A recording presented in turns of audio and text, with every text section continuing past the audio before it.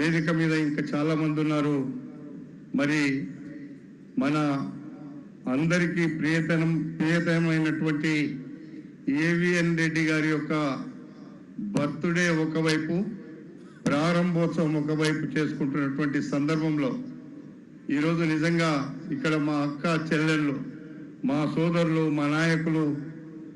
ఈ పాఠశాల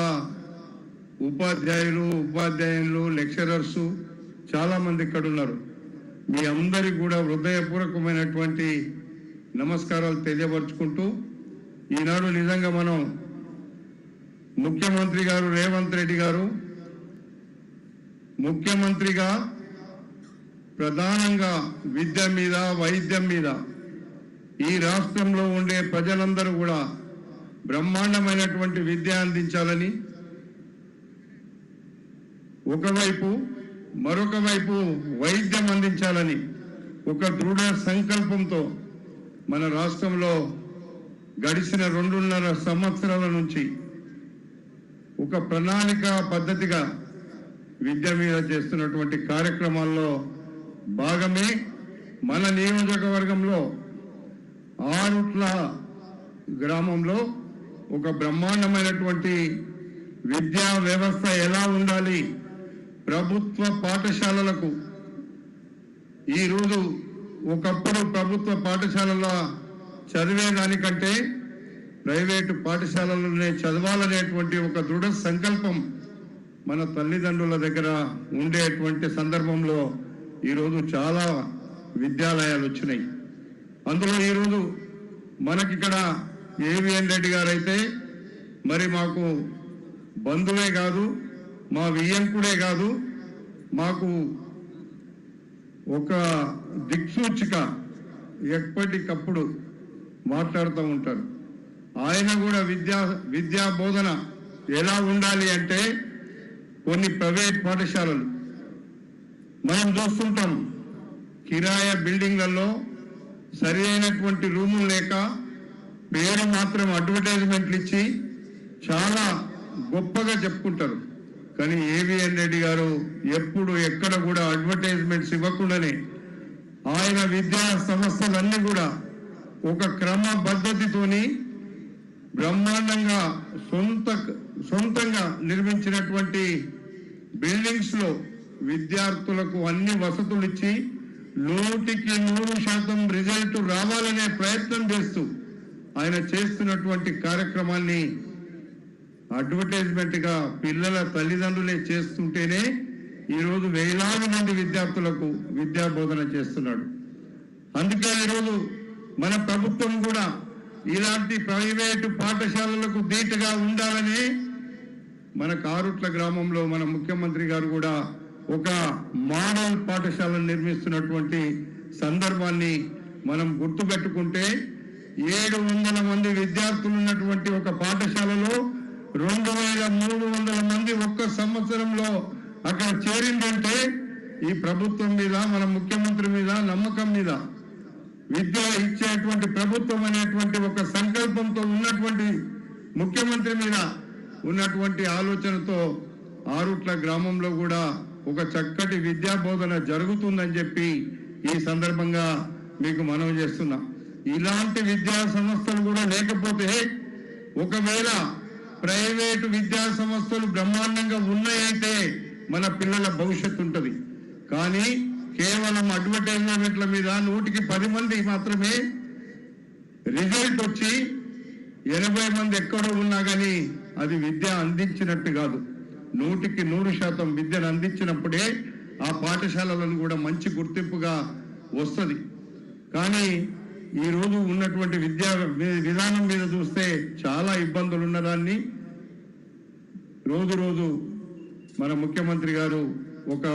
గట్టి ఆశయంతో ఈ రాష్ట్రంలో విద్య మీద చక్కటి కార్యక్రమాన్ని తీసుకుంటున్నందుకు ముఖ్యమంత్రి గారికి కూడా మీ అందరి పక్షాన నేను హృదయపూర్వకమైనటువంటి అభినందనలు చెప్తా ఉన్నా. మనము ఏ తల్లిదండ్రి అయినా పిల్లలకు విద్యా బోధన ఇవ్వాలి, ఎంత కష్టం ఉన్నా వాళ్ళు చక్కటి పాఠశాలలో చదివించాలి అనేటువంటి ఒక తపన ప్రతి తల్లిదండ్రికి ఉంటుంది. ఆ యొక్క తపనను నిండుగా పూర్తి చేయాలంటే విద్యా బోధన చక్కగా జరగాలి. ప్రభుత్వ పాఠశాలల్లో చాలా డిగ్నిఫైడ్గా ఉండే అంటే మంచి చదువులు ఉన్నటువంటి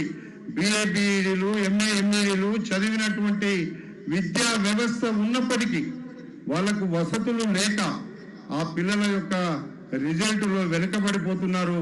ప్రైవేటు పాఠశాలల్లో తక్కువ విద్యాభ్యాసం చేసినటువంటి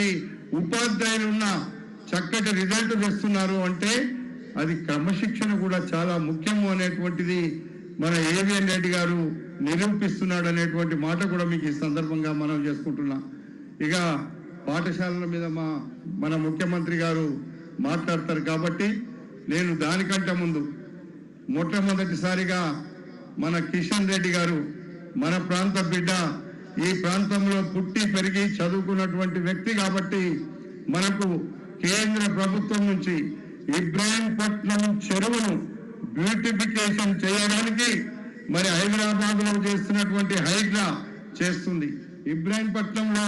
కిషన్ రెడ్డి గారి చెరువుతో ఇప్పటికి ఒక మంచి రోడ్ ఇచ్చినారు కిషన్ రెడ్డి గారు. ఆయనకు నేను మీ అందరి పక్షాన కూడా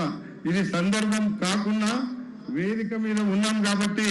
నేను ఈ విషయాన్ని మీకు మనవి చేస్తున్నా. సందర్భం కాకుండా మంత్రి గారు మీరు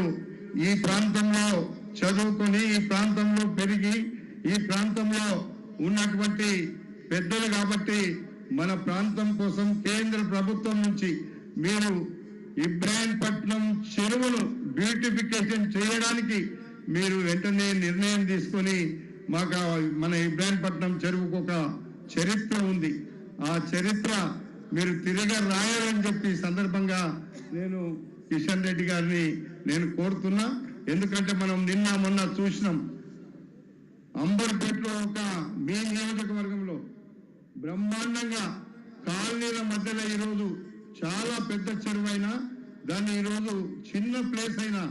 మన హైడ్రా ద్వారా మన ముఖ్యమంత్రి గారు అర్బన్ డెవలప్మెంట్ ద్వారా చేయించినారు అంటే మీరు చూసినారు కాబట్టి అలాంటి చెరువులను కూడా డెవలప్ చేస్తే మనకు హైదరాబాద్ నగరానికి ఔటర్ రింగ్ రోడ్డుకు 6-7 కిలోమీటర్ల దూరంలో మాత్రమే ఉంది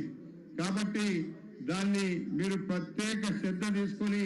నేను ఆ ఒక్కటే మిమ్మల్ని కోరుతున్నా, అది చేయించమని చెప్పి మీ ద్వారా నేను మంత్రి గారిని కోరుకుంటూ,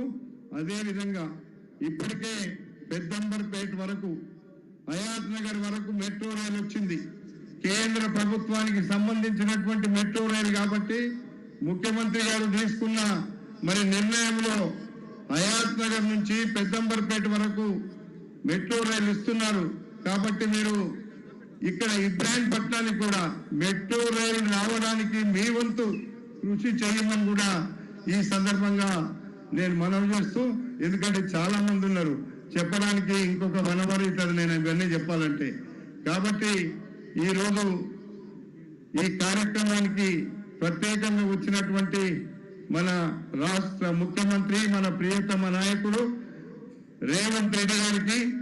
అదేవిధంగా మన కేంద్ర మంత్రివర్యులు మన ప్రియతమ ఈ ప్రాంత బిడ్డ కిషన్ రెడ్డి గారికి, పెద్దలు చైర్మన్ అయినటువంటి విధానసభ చైర్మన్ గుత్తా సుఖేందర్ రెడ్డి గారికి, వేదిక మీద చాలా మంది పెద్దలు ఉన్నారు, పేరు పేరున మీ అందరినీ హృదయపూర్వకంగా మా ఏవిఎన్ రెడ్డి గారి పక్షాన ఆయన చేస్తున్నటువంటి కార్యక్రమంలో మీరు కూడా మరి ఆయన చేస్తున్న కార్యక్రమాలు చూస్తున్నటువంటి సందర్భంలో ఆయన కూడా సంతృప్తిగా ఉంటాడు అనేటువంటి నమ్మకం నాకు ఉంది. ఎందుకంటే ఆయన విద్యా బోధన మీద ఎంత ప్రయత్నం చేసి ఇప్పటి వరకు వేలాది మంది పిల్లలను చక్కగా చదివించారు. ఈరోజు ఎమ్మెల్సీగా కూడా ఆయన మరి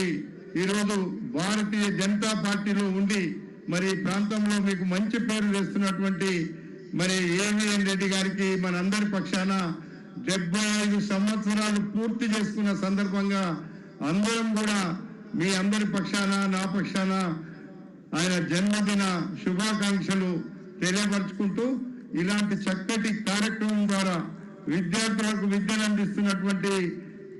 ఏవిఎన్ రెడ్డి గారికి కూడా అభినందనలు తెలుపుతూ సెలవు తీసుకుంటున్నా. అందరి దగ్గర నమస్కారం.